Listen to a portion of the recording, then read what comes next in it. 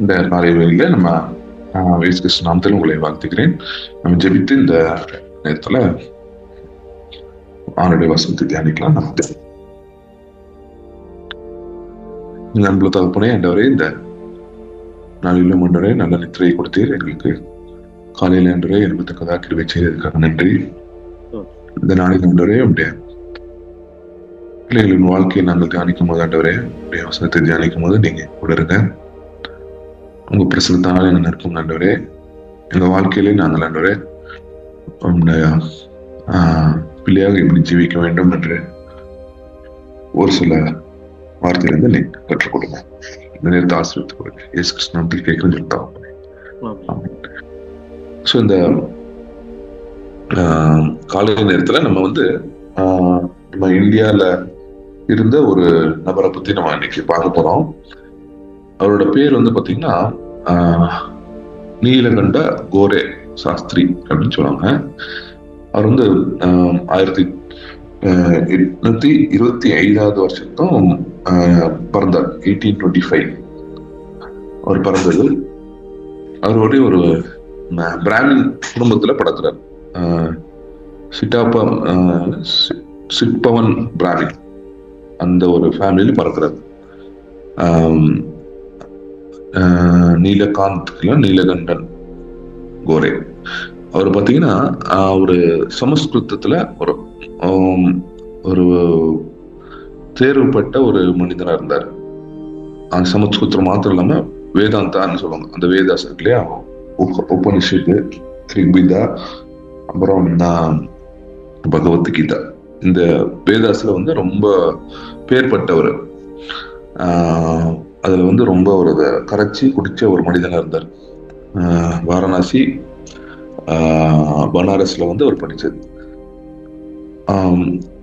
அந்த காலத்துல உங்களுக்கு தெரியும், அந்த ஒரு காஸ்ட் சிஸ்டம் ரொம்ப ஹை பீக்ல இருந்தது அந்த நாட்கள். ஆனா இவருக்கு அந்த வேதாச படிச்சுட்டு கிறிஸ்தவ ஒரு மதத்தை எதிர்க்கிறதுக்காக பைபிளையும் படிக்கலாம் அப்படின்னு படிச்சார். ஏன்னா அவர் கிறிஸ்தவர்களை வெறுத்தார். மிஷினரி மக்கள் அந்த நேரத்தில் இருக்கும்போது அவங்கள வெறுத்ததுனால அவர் என்ன பண்றாரு, எப்படியாவது இந்த கிறிஸ்தவர்களை நம்ம எதிர்க்கணுன்றதுக்காக அவர் பைபிள் படிக்க ஆரம்பிச்சு. ஆனா அதை படிக்க படிக்க படிக்க படிக்க அவருக்கு அந்த ஒரு சத்தியம் தெரிய வந்தது அவருக்கு. அதுல இயேசு கிறிஸ்து மலைப்பிரசங்கத்துல பேசின ஒரு விஷயங்கள் அவருக்கு ரொம்ப பாதிக்கப்பட்டுச்சு. இருதயத்துல அதை சிந்திக்க ஆரம்பிச்சு. இயேசு கிறிஸ்து எப்படி அது சொன்னதை இந்த மலைப்பிரசங்கத்துல சிந்திச்சுட்டே இருந்தார். ஆர்கியூ பண்ணலாம்னு நினைச்சவரு அதுக்கப்புறம் ஒரு மனம் மாறிட்டார். ஏன்னா அது இயேசு கிறிஸ்து சொன்ன வார்த்தைகள் அவர் இருதயத்திலிருந்து வெளியே போகவே இல்லை. அதுக்கப்புறம் அவர் ஜெபிக்க ஆரம்பிச்சார். அவர் ஜெபிச்சுட்டே இருக்கும்போது ஆண்டவர் அவர் தொடுறாரு. அப்போ 1848 வருடத்தில் அவர் என்ன பண்றாரு, அவர் இயேசு கிறிஸ்துக்காக அவர் வாழ்க்கைய அர்ப்பணிக்கிறாரு, ரசிக்கப்படுறாரு. அதுக்கப்புறம் உடனே பேப்டிசம் ஒரு ஞானஸ்தானம் எடுத்து நெஹேமியா கோரே அப்படின்னு அவரை பேரை வச்சுக்கிறார். நெஹேமியான்னு மாத்திக்கிறார்.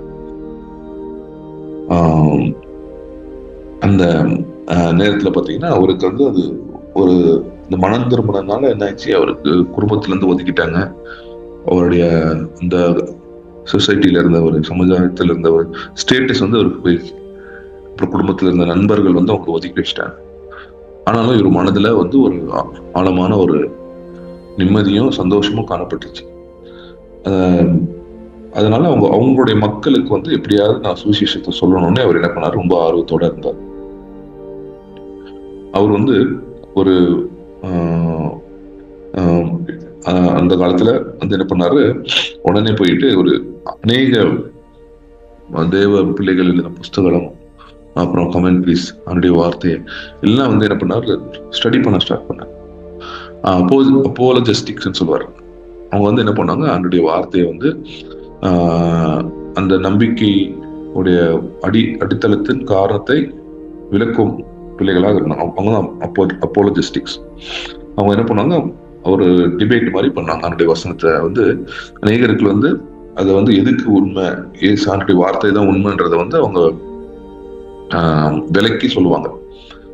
அந்த மாதிரி ஒரு வேலையை ஆரம்பிச்சாரு. அப்போ நிறைய இந்து அறிவாளிகள் கிட்ட போய் உட்கார்ந்து என்ன பண்ணுவாரு, இதை பத்தி பேசுவார். சம்ஸ்கிருத பண்டிதர்கள் அவங்ககிட்ட போய் என்ன பண்ணுவாரு, பேசுவார்கள். அந்த விளக்குவார், சத்தியத்தை விளக்குவார். எப்படி உண்மையானது ஆண்டவர் இயேசு கிறிஸ்து தான் உண்மையான கடவுள் அப்படின்னு விளக்குவார். அவங்க 1860 வருடத்துல வாரணாசியில வந்து சதர்ஷன் தர்பன் அப்படின்னு ஒரு புக் எழுதினார் அவர். அதுல பாத்தீங்கன்னா எப்படி வந்து உண்மையான ஒரு இயேசு கிறிஸ்து தான் உண்மையான தேவன், அது வந்து பிலாசபிக்கல் சிஸ்டம்ஸ் சொல்லுவாங்க. அதை வச்சு அவர் என்ன பண்றாரு, எக்ஸ்பிளைன் பண்றாரு அந்த புக்ல டீட்டெயிலா இயேசு கிறிஸ்துவ பத்தி. அதுக்கப்புறம் நிறைய பிராமின்ஸுக்கும் அப்புறம் பிரம்மோ சமாஜ் என்ற ஒரு குரூப்புக்கு என்ன பண்றாரு, அவர் வந்து லெக்சர்ஸ் கொடுப்பார், நிறைய லெக்சர்ஸ் இயேசு கிறிஸ்துவ பத்தி. 1868 வருடத்துல ஆங்கிலிக்கன் ஒரு சபையில வந்து என்ன பண்றாரு, ஒரு ஒரு சபையில எல்டர் மாதிரி ஒரு வேலை செய்யறாரு. அது 70வது வருஷத்துல அவர் வந்து ப்ரொமோட் பண்ணி ஒரு பாஸ்டர் மாதிரி ஆங்கிலிக்கன் சபையில. அதுக்கப்புறம் அவர் பாத்தீங்கன்னா ஒரு வாழ்க்கையில ரொம்ப சிம்பிளா வந்து கௌலி ஃபாதர்ஸ் சொல்லுவாங்க. அப்படின்னா அமைதியா அவங்க வந்து ஒரு தீர்மானம் எடுத்திருப்பாங்க, நாங்க கல்யாணம் பண்ண மாட்டோம், சிம்பிளா ஜீவிப்போம். அதுக்கப்புறம் அந்த மாதிரி ஒரு சில சிம்பிள் இது எடுப்பாங்க அவங்க. அதனாலதான் அந்த ட்ரெஸ் கூட பாத்தீங்கன்னா அந்த கௌலி ஃபாதர்ஸ் சொல்லுவாங்க, அந்த ட்ரெஸ் போட்டு அதை எடுத்துட்டு அவர் என்ன பண்றாரு, அவருடைய வாழ்க்கையை வந்து இயேசு கிறிஸ்துக்காக அர்ப்பணிக்கிறார். அதுக்கப்புறம் பாத்தீங்கன்னா ஒரு அந்த காலத்துல மகாராஜா துலீப் சிங் அப்படின்னு ஒருத்தர் இருந்தார். அவருக்கும் என்ன பண்ணாரு, ஒரு ஆலோசகராக இருந்து இயேசு கிறிஸ்துவ பத்தி அநேக விஷயங்களை அவர் சொல்லி கொடுத்துட்டு இருந்தார். அதுக்கப்புறம் இவருடைய வாழ்க்கை நிமித்தமாக இவருடைய எழுத்துக்கள் மூலமாக பண்டித் ராமாபாய் அந்த அம்மாவும் என்ன பண்றாங்க, இயேசு கிறிஸ்துவ அறிகிறதுக்கு ஒரு வழியை ஏற்படுத்துறாரு. அநேகரை வந்து இயேசு கிறிஸ்து கிட்ட அவர் என்ன பண்றாரு, அழைத்து கொண்டு வரார். எஸ்பெஷலி நல்ல அந்த அறிவாளிகளை இயேசு கிறிஸ்துவோட கொண்டு வரார். அதுக்கப்புறம் 1895 வருடத்துல அவர் என்ன பண்றாரு, மரணம் அடைகிறாரு.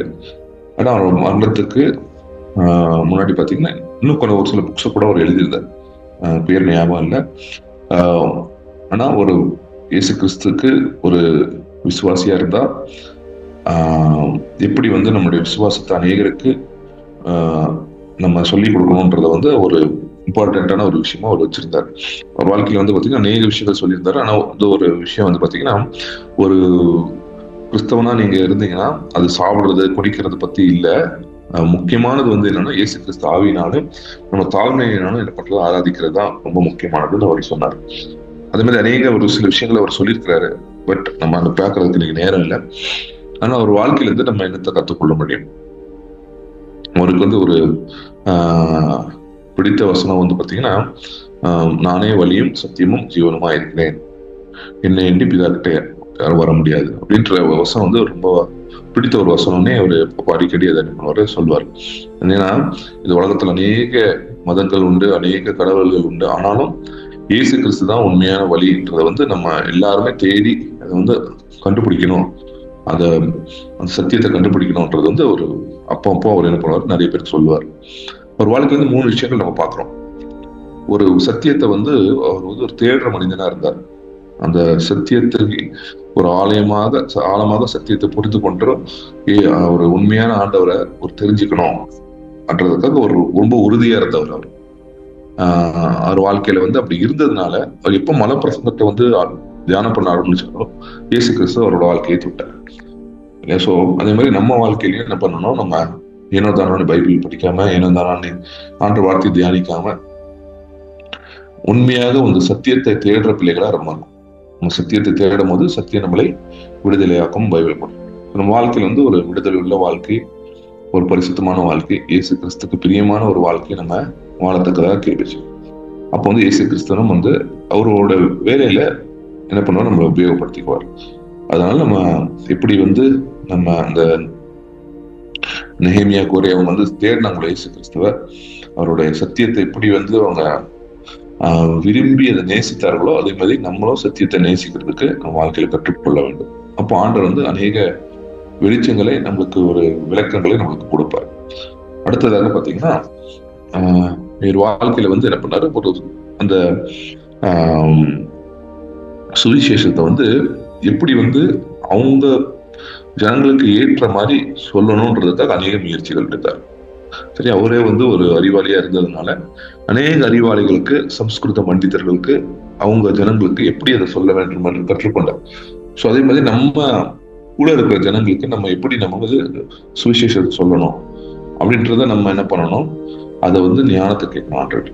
பவுல் வந்து பார்த்தாரு, யூதனுக்கு நான் யூதனா இருந்தேன், யாரும் வந்து ஞானப்பிரமாண கீழே இருந்தாலும் அவங்க கீழே இருந்த மாதிரி நான் இருந்தேன். அதே மாதிரி அந்நியர்களுக்கு அந்நியரா மாதிரி இருந்து என்ன பண்ணேன், சுவிசேஷத்தை எப்படியாவது நான் பிரசங்கிக்கணும்னு ஆசைப்பட்டேன். ஸோ அதே மாதிரி நம்மளும் நம்ம வாழ்க்கையில நம்ம யாருக்கு வந்து ஆண்டு நம்ம அழைப்பு இருக்கோ அந்த அழைப்பை எப்படி நம்ம வந்து ஒரு அது சீரியஸா எடுத்து இயேசு கிறிஸ்து கிட்ட ஆண்டவரே எனக்கு அவங்களுக்கு விளக்கத்தக்கதாக எங்களுக்கு ஞானத்தை கொடுங்க ஆண்டவரேன்னு நம்ம கேட்கும்போது ஆண்டவர் கொடுக்குறாரு. ஸோ அதே மாதிரி இந்த கோரி அவரோட வாழ்க்கையும் பார்த்தீங்கன்னா அவரோட பண்டிதர்களுக்கு நேக பிராமின் கம்யூனிட்டிக்கு என்ன பண்றாரு, சுவிசேஷத்தை அவர் கொண்டு போறாரு. அது இந்த காலத்துல நமக்கு தெரியும் எவ்வளவு கஷ்டமான ஒரு விஷயம். ஆனா 1800 நூற்றாண்டுலயே அவர் என்ன பண்ணிருக்காரு, இந்த கஷ்டமான வேலையை அவர் செய்திருக்கார். சரியா? அதுக்கப்புறம் மூணாவது நம்ம பாக்குறோம்னா அந்த எவ்வளவு வந்து அதுக்கு செலவானாலும் பரவாயில்ல, வாழ்க்கையில இருந்து கஷ்டம் வந்தாலும் சரி, அந்த அவருடைய கூப்பிடுதலுக்கு ஆண்டவருடைய கூப்பிடுதலுக்கு அவர் என்ன பண்ணார், அவருடைய செவி கொடுத்தார் வாழ்க்கை. இயேசு கிறிஸ்து லூக்கா 14:28 சொல்றாரு, நீங்க வந்து என்ன பண்ணுங்க, ஒரு மனிதன் வந்து ஒரு டவர் கட்டணும்னா என்ன பண்ற, உட்காந்து கால்குலேட் பண்ணும், காஸ்ட் முடிக்க முடியுமா, என்கிட்ட அவ்வளவு பணம் இருக்குதா அப்படின்னு. ஸோ இயேசு கிறிஸ்து வந்து எதை சொல்றாருன்னா, இந்த உலகத்தில் நீங்க வாழும் போது எனக்காக எல்லாத்தையும் நீங்க கொடுக்கலன்னா நீங்க என்ன பண்ண முடியாது, இல்லை பின்பற்ற முடியாதுன்றதுக்காக அதை சொல்றாரு. இயேசு கிறிஸ்துவை பின்பற்றுறது வந்து ஒரு ஒரு ஒரு கஷ்டமான ஒரு காரியம். ஏன்னா அநேக விஷயங்களை வந்து நம்ம என்ன வாழ்க்கையில வந்து என்ன பண்ணணும், யோசித்து பண்ண வேண்டியதா இருக்கு. அநேக தியாகங்கள் நிறைந்தது ஒரு கிறிஸ்தவ வாழ்க்கை, அநேக கஷ்டங்களை தாண்டி வருது ஒரு கிறிஸ்தவ வாழ்க்கையா இருக்குது இல்லையா? ஸோ இயேசு கிறிஸ்து வந்து தன் சிலுவையை சுமந்து கொண்டு வராவிட்டால், டெய்லி எடுத்துட்டு வராவிட்டால் என்னுடைய சீடனா இருக்க முடியாது அப்படின்ட்டு. ஸோ அந்த இயேசு கிறிஸ்து சீடனா இருக்கும் போது அவருடைய வாழ்க்கையில அநேக இழப்புகளை அவர் சந்திக்கிறார். குடும்பத்துல இருந்து, ஃப்ரெண்ட்ஸ் கிட்ட இருந்து, சமுதாயத்துல இருந்து சந்திக்கிறார். ஆனா இயேசு கிறிஸ்தவரை கூடயே இருந்து அவர் வழி நடத்தணும் கடைசி வரைக்கும். அதே மாதிரி நம்மளோட வாழ்க்கையிலும் நம்ம என்ன பண்ணணும், இயேசு கிறிஸ்துக்காக ஒரு சில சுமைகளை சுமக்க வேண்டியிருக்கோம், ஒரு சில தியாகங்கள் பண்ண வேண்டியிருக்கோம். குடும்பத்துல, நம்ம வேலை செய்யற இடத்துல ஒரு பரிசுத்தமா வாழணும்னா ஒரு சில கமிட்மெண்ட் நம்ம வாழ்க்கையில பண்ணிதான் ஆகணும். அப்படி பண்ணும்போது ஆண்டவர் நம்மளை ஆசீர்வதிக்கிறாரு. அவரோட சத்தியத்தை நம்ம சத்தியத்தின் பாதையில நம்மளுடைய வழி நடத்தும். அதே இந்த 3 விஷயங்கள் நம்ம வாழ்க்கையில நம்ம நெகேமியா கோரே அவரோட வாழ்க்கையில நம்ம கற்றுக்கொள்றோம். அதே மாதிரி நம்மளும் ஆண்டவரவே நம்ம வாழ்க்கையில ஆண்டவரே நம்ம இந்த பூமியில இருக்கும்போது சித்தம் செய்யற பிள்ளைகளாக நம்முடைய சுவிசேஷத்தை அநேகருக்கு ஆண்டவரே பகிர்ந்து கொள்ற பிள்ளைகளாக ஒரு சிலுவையை சுமந்து கொண்டு தியாகமுள்ள ஒரு வாழ்க்கை. அதனால நம்ம வாழ்க்கையில வந்து நீங்க பாத்தீங்கன்னா ஆண்டவருக்கு முதலிடம் கொடுங்க, ஆண்டவர் உங்களை ஆசீர்வதிப்பார். உதவிகள் இந்த அன்பு தகப்பனே ஆண்டவரே, இந்த காலை வெளியில ஆண்டவரே எங்க கூட ஆண்டவரே நீர் நெகேமியா கோரே அவரோட வாழ்க்கையிலிருந்து ஒரு சில விஷயங்களை கற்றுக் கொடுத்து, எப்படி ஆண்டவரே உங்களுக்காக ஸ்ட்ராங்காக ஆண்டவரே நாங்கள் எவ்வளவு எதிர்ப்புகள் வந்தாலும் நின்று நீர் கொடுத்த ஊழியத்தை ஆண்டவரே நாங்கள் செய்யணும்னு நீங்க ஆசைப்படுறீர்கள்.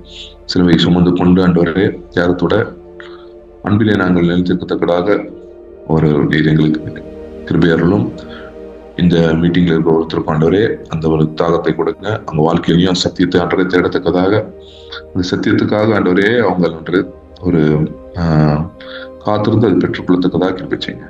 அந்த சத்தியத்தை ஏனோ தானம் கேட்காதபடி அது அன்றே அவங்க அன்றே எப்படி ஒரு சங்கீதக்காரன் அன்றே இரவும் பகலும் அதை தியானிக்கிறான் பாக்கியமான் பாக்குறோம் என்றே அந்த பாக்கியத்தை நம்ம பெற்றுக்கொள்ளத்தக்கதாக கிருபை செய்யுங்க. ஆசீர்வதிங்க, பொறுப்படுத்திக் கொள்ளுங்க. இந்த மீதியான நேரத்திலையும் பிரச்சனைகள் கூட இருக்கட்டும். இயேசு கிறிஸ்து நாமத்தில் கேட்க சொல்ல தகப்பனே.